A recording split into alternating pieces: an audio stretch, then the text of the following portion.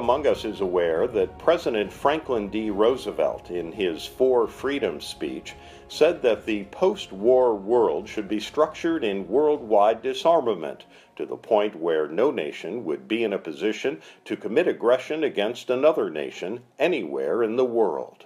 In an address on NBC television February 9, 1950, and in his book Einstein on Peace, Albert Einstein, in the name of survival, called for world government. Dr. J. Robert Oppenheimer was the father of the atomic bomb. After his bomb was dropped on 2 cities in Japan, Oppenheimer was horror-stricken and guilt-ridden. He therefore opposed the development of the more powerful hydrogen bomb. He was accused of subversive activities and stripped of his security clearance. But this victim of the McCarthy era maintained for the rest of his life that if mankind is to survive, nuclear weapons must be internationally controlled. Dr. Edward Teller has been called the father of the hydrogen bomb. He voiced many objections against peace treaties and restrictions on nuclear development. But in his book entitled The Legacy of Hiroshima, he wrote, "We must work for the establishment of a world authority sustained by moral force and physical force, a worldwide government capable of enforcing worldwide law and worldwide disarmament." In his first State of the Union address in 1946, President Truman called for development of the UN until we all recognize the world as one society. He also organized a United Nations police force to contain North Korean aggression against South Korea. In addition, he appointed former First Lady Eleanor Roosevelt the U.S. ambassador to the United Nations. Mrs. Roosevelt chaired the committee that developed the Universal Declaration of Human Rights.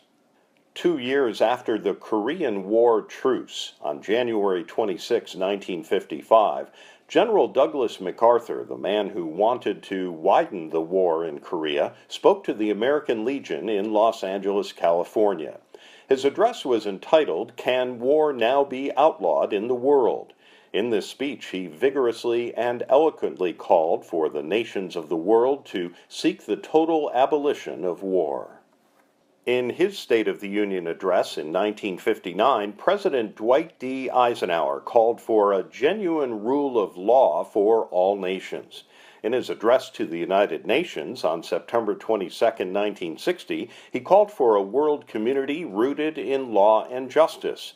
And in his State of the Union address in 1960, Ike called for the empowerment of the International Court of Justice and the development of world law.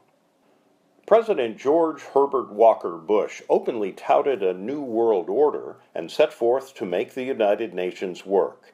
In the first Gulf War, when Iraq invaded Kuwait, Bush organized a 34-nation coalition to resist Iraqi aggression. Capitalists and communists, Arabs and Jews, and other unlikely combinations cooperated to contain Saddam Hussein. Operating under the authority of the unanimous Security Council resolutions, President Bush made the United Nations work. The U.S. was held in high favor as the nation that led the world to resist aggression and contain Saddam Hussein. The pursuit of a world security system is not a Republican or Democratic idea. In fact, it was Wendell Willkie, the Republican nominee for president in 1940, who visited our Soviet allies during World War II and returned to the U.S. to write a national bestseller entitled One World.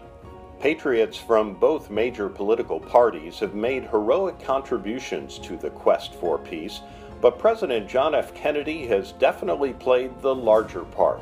From his salad days as a senator to the last week of his life, JFK was a persistent advocate for a world security system and the development of world law.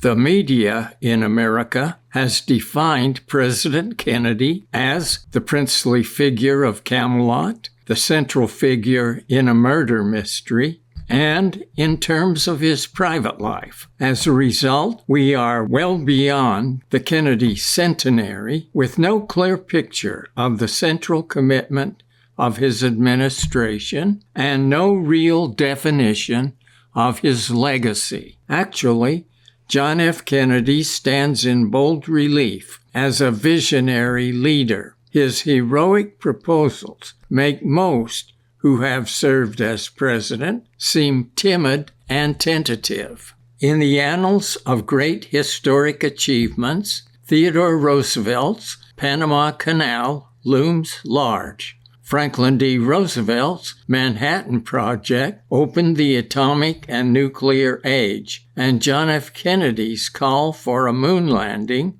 opened the era of space travel. It took enormous vision and courage to call a joint session of Congress on May 25, 1961, and to announce to fellow countrymen and to the world the dramatic and ambitious goal of sending a man to the moon and returning him safely to Earth before the close of the decade. Kennedy had campaigned in 1960 on the issue of a missile gap. He shared the embarrassment of many Americans who had been shocked by the Soviet launch of Sputnik, mankind's first unmanned satellite, and later the launch of cosmonaut Yuri Gagarin, the first human to orbit the Earth.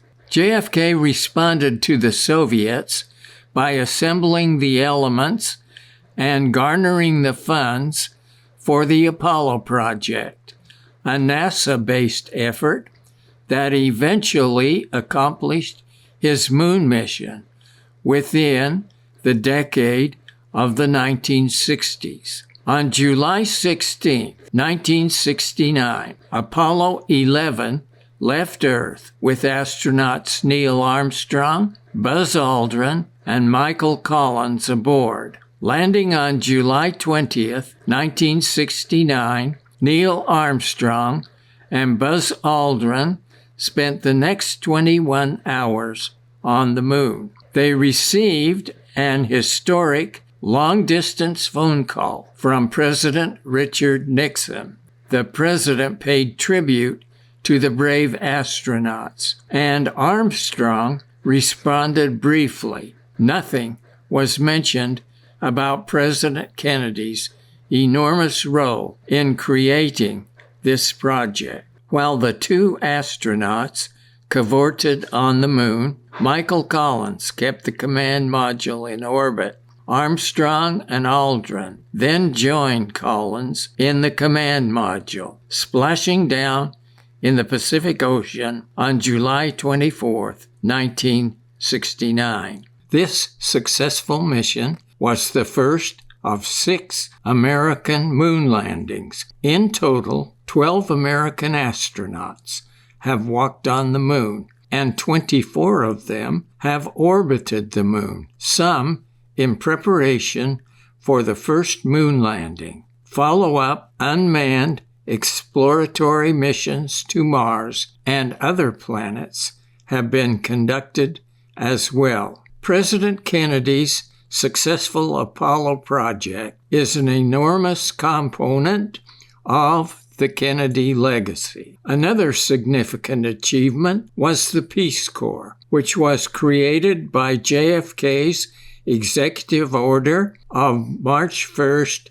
1961. The Corps was then authorized by Congress on September 21st, 1961, for the purpose of promoting peace and helping people to achieve necessary skills for the advancement of their separate societies. From 1961 to 2013, over 210,000 Americans served needy people in 139 countries as Peace Corps volunteers. The pursuit of world law, burdened with the tensions of the Cold War, plagued with the residue of terror from the McCarthy era, and hampered by the sham of the John Birch Society, Senator Kennedy faced the extremists of his day with an eloquent speech on disarmament delivered in Washington, D.C. on December 11, 1959. Among other things, he bravely asserted, quote, "It is for us now to meet expectations with far-reaching new plans of our own. We must design and propose a program that combines disarmament with the strengthening of the United Nations." End quote. His second heroic statement came in a speech titled "A New 12-Point Agenda in Foreign Policy," delivered in Washington, D.C. on June 11, 1960. Senator Kennedy's 11th point was, quote, "We must move toward the eventual rule of world law by working to strengthen the United Nations and to increase its role in resolving international conflicts." End quote.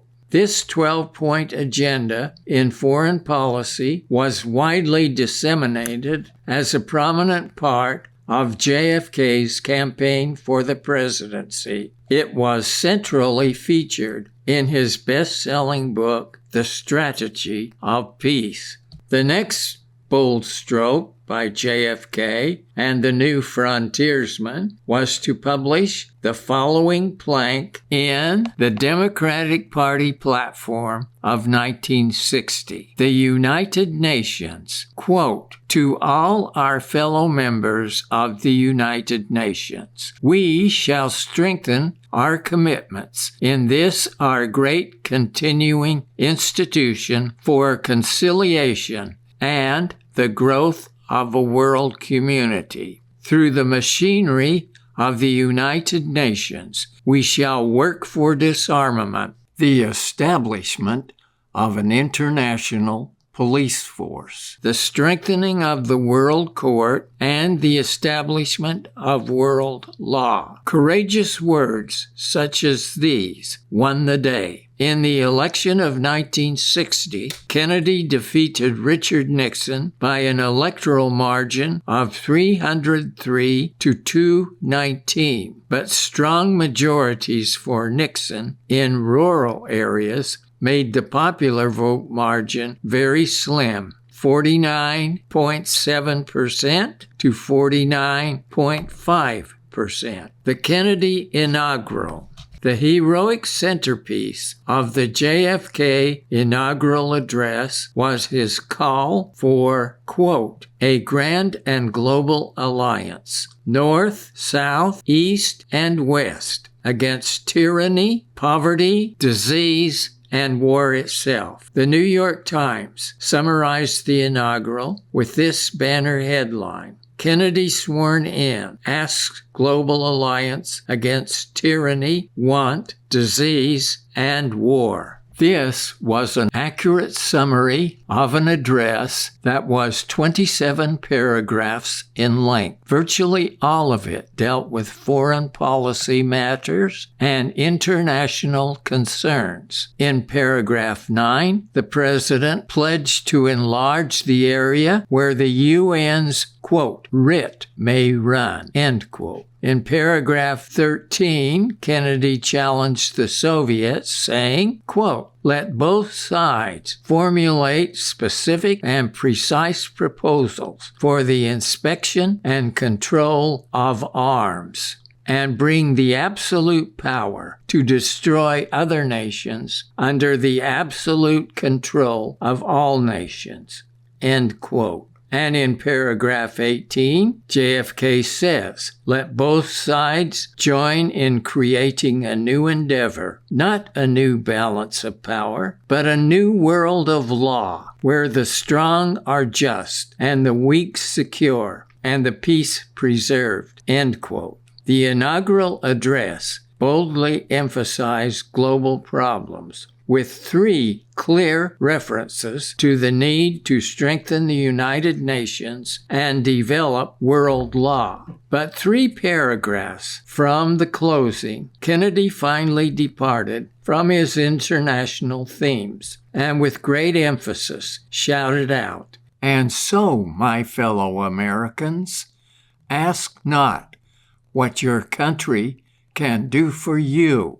Ask what you can do for your country." This is the only line modern media publicizes. It is also the only part of the address most Americans can identify. A truce to terror. President Kennedy spoke before the UN General Assembly on September 25, 1961. He admonished the delegates that, quote, "mankind must put an end to war, or war will put an end to mankind," end quote. And he continued, quote, "To destroy arms, however, is not enough. We must create, even as we destroy, creating worldwide law and law enforcement, even as we outlaw worldwide war and weapons," end quote. And, quote, "As we extend the rule of law on earth," he said, "so must we extend it to man's new domain, outer space," end quote. In the same address, Kennedy gave his most succinct rationale for his agenda when he shouted, "For we far prefer world law in the age of self-determination to world war in the age of mass extermination." He closed his address with a warning, quote, "Together we shall save our planet, or together we shall perish in its flames. Save it we can, and save it we must. And then shall we earn the eternal thanks of mankind, and as peacemakers, the eternal blessing of God."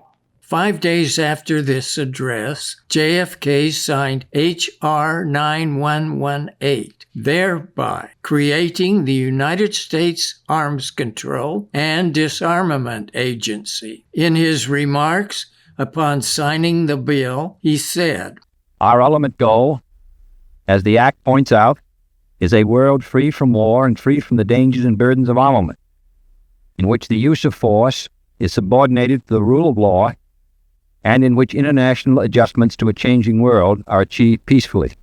The Cuban Missile Crisis. Kennedy inherited a plot from the Eisenhower administration to arm and train Cuban exiles for an invasion of Cuba. The CIA was implementing this plan when Kennedy assumed office. He accepted, authorized, and presided over this Bay of Pigs fiasco, an abortive attempt to overthrow the Castro regime. Convinced that the U.S. would soon launch a second invasion, Fidel Castro was receptive to Premier Khrushchev's proposal that the Soviet Union should secretly begin to install medium and intermediate range nuclear missile in Cuba. Khrushchev was interested not only in deterring further U.S. attempts to invade Cuba, but also in responding to the U.S. missiles that had been placed in Turkey. He asserted that if the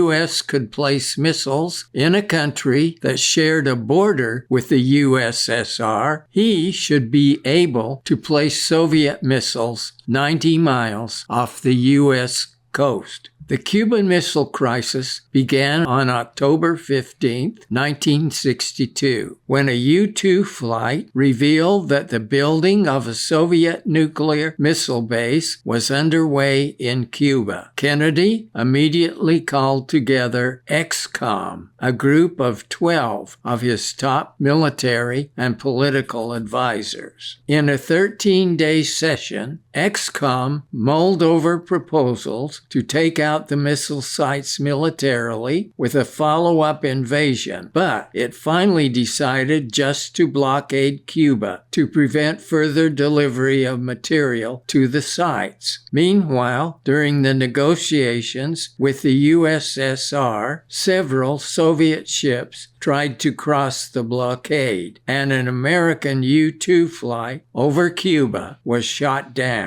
In this atmosphere of high tension, the U.S. and the Soviet Union came perilously close to nuclear war, but the confrontation ended on October 28, 1962, when it was finally agreed that the Soviet Union would withdraw nuclear missiles from Cuba, and the United States, in turn, would pledge never to invade Cuba again. The United States also agreed to remove missiles from Turkey, but for political reasons, Kennedy insisted that this American concession was to remain secret. Communications during the missile crisis were crude and primitive. Both sides soon realized that telegrams were inadequate in the fast-moving events of a nuclear showdown. Therefore, a Moscow hotline was established with a red phone in each high command. The Cuban Missile Crisis cost Premier Khrushchev his leadership position, and it chastened American leaders and the American people. President Kennedy's peace proposals now had a much wider and more receptive audience. In his third State of the Union message, Kennedy said this: "We do not dismiss disarmament as an idle dream, for we believe in the end that it is the only way of ensuring the security of all without impairing the interests of any. Nor do we mistake honorable negotiation for appeasement. While we shall never weary in the defense of freedom, neither shall we abandon the pursuit of peace."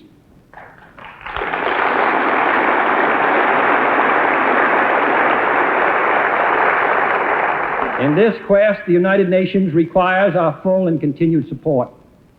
Its value in serving the cause of peace has been shown anew in its role in the West New Guinea settlement, in its use as a forum for the Cuban crisis, and in its task of unification in the Congo. Today, the United Nations is primarily the protector of the small and the weak, and a safety valve for the strong. Tomorrow, it can form the framework for a world of law, a world in which no nation dictates the destiny of another, in which the vast resources now devoted to destructive means will serve constructive ends. On June 10, 1963, Kennedy delivered what has become known as his American University Peace Speech. Premier Khrushchev ordered that it be printed in Izvestia and all other facets of the Soviet press. Among other things, Kennedy said this: "We seek to strengthen the United Nations, to help solve its financial problems, to make it a more effective instrument for peace, to develop it into a genuine world security system, a system capable of resolving disputes on the basis of law, of ensuring the security of the large and the small, and of creating conditions under which arms can finally be abolished." Meet Norman Cousins. As the distinguished editor of Saturday Review, he became the world's most prominent advocate for the development of world law. In terms of sheer volume, his editorials, books, and speeches on world law are unsurpassed. In his lifetime, he was showered with awards. Among them were the Eleanor Roosevelt Peace Award, 1963, Pope John XXIII's Personal Medallion, the Family of Man Award, 1968, the United Nations Peace Medal, 1971, the Nawono Peace Prize, 1990, the Albert Schweitzer Prize for Humanitarianism, 1990. In addition, a monument to Norman Cousins was erected in Hiroshima Peace Park in Japan, creating a treaty.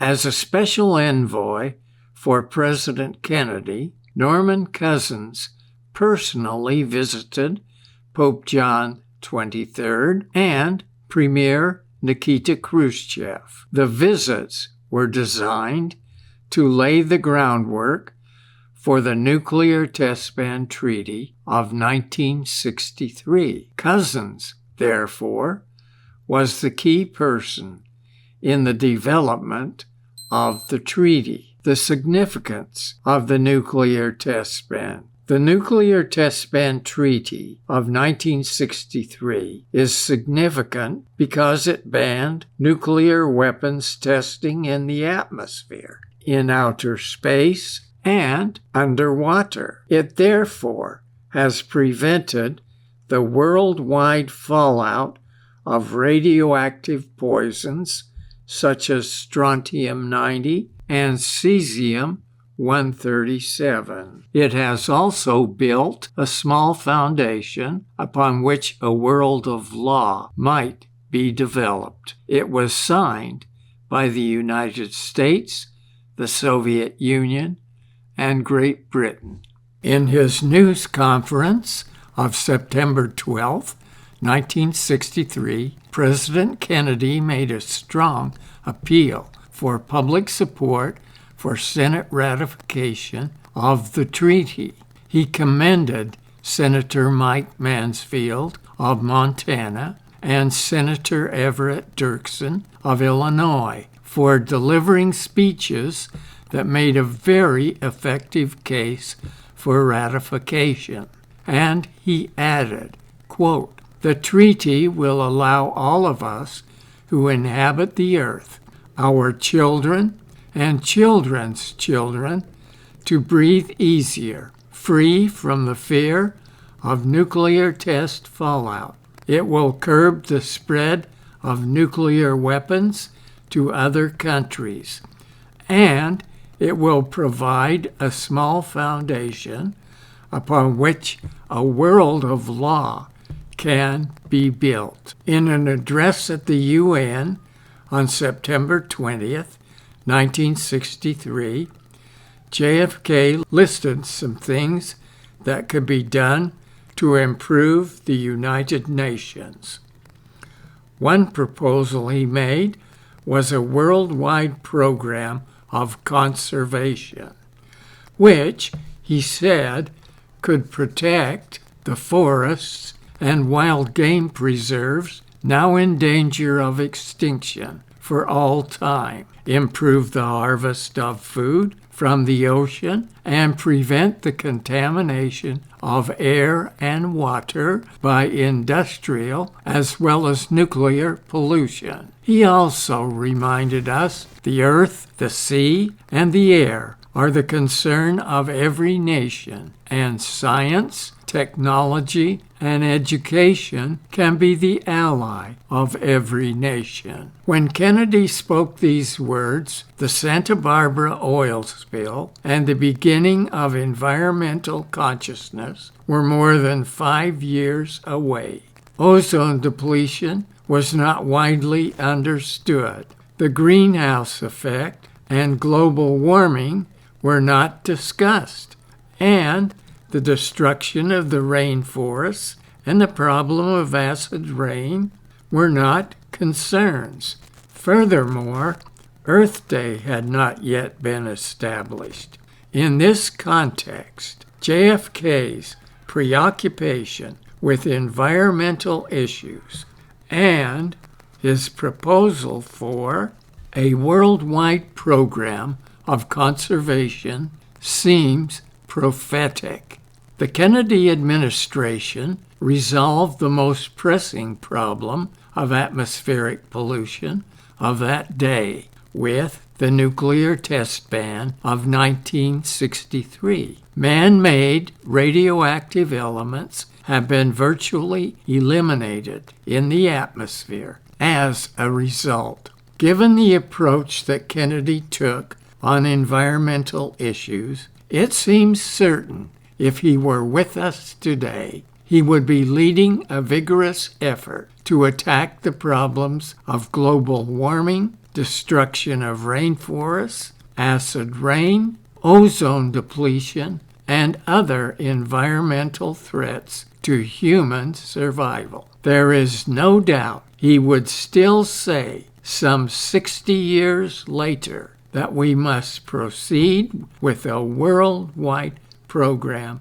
of conservation. Back to his speech of September 20th, 1963, he also said, "The United Nations cannot survive as a static organization. Its obligations are increasing, as well as its size. Its charter must be changed, as well as its customs. The authors of that charter did not intend that it be frozen in perpetuity. The science of weapons and war has made us all, far more than 18 years ago in San Francisco, one world and one human race with one common destiny. In such a world, absolute sovereignty no longer assures us of absolute security. The conventions of peace must pull abreast and then ahead of the inventions of war. The United Nations, building on its successes and learning from its failures, must be developed into a genuine world security system." On October 19, 1963, President Kennedy gave the commencement address in the stadium at the University of Maine. He told the graduates that our enormous arms buildup was designed to convince the Soviets they could not win and that it would fall to their advantage to join us in the building of a genuine and enforceable peace. Kennedy's legendary 1,000 days would soon play out with his fateful trip to Dallas, November 22nd, 1963. 2 days before that dastardly trip, JFK submitted the 17th annual report to the Congress of the United States on United States participation in the United Nations. He closed the document with these words, quote, "But despite non-cooperation from some members and wavering support from others, the organization moves significantly toward the goal of a peace system worldwide in scope. The United States will continue to lend vigorous support to the building of that system." On November 22nd, 1963, vigorous support to the building of that system vanished with the assassination of the president. Here is JFK on the U.S. Coast Guard yacht, the Manitoba. This photo symbolizes leadership. My title for it is Kennedy at the Helm. Here is Kennedy and daughter Caroline on the yacht Honeyfits, Jack and Jackie in a campaign motorcade. Mama Kennedy playing with John John. Young skipper JFK on his PT-109. Kennedy with his kids on Halloween. Members of the Kennedy family crush newlyweds Jack and Jackie.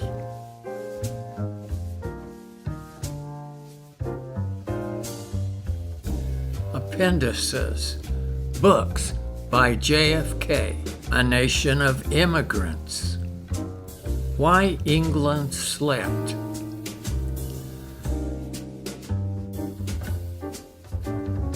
profiles in courage.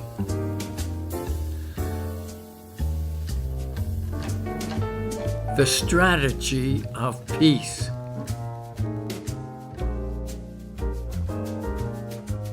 The burden and the glory.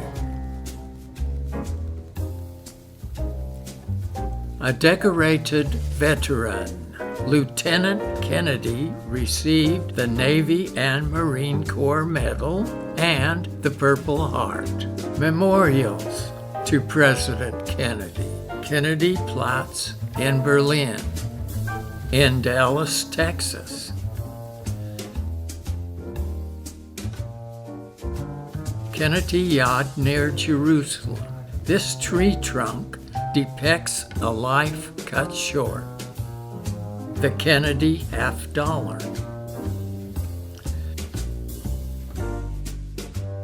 The JFK International Airport.